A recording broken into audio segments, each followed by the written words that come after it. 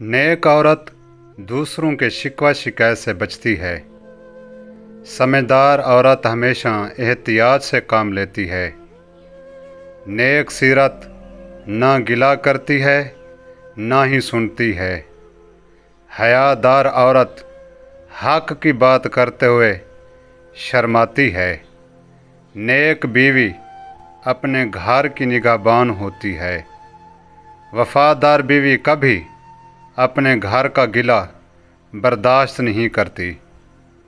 जो औरत अपना गिला सुनने के बाद मुस्कुराए वो बदला ज़रूर लेती है।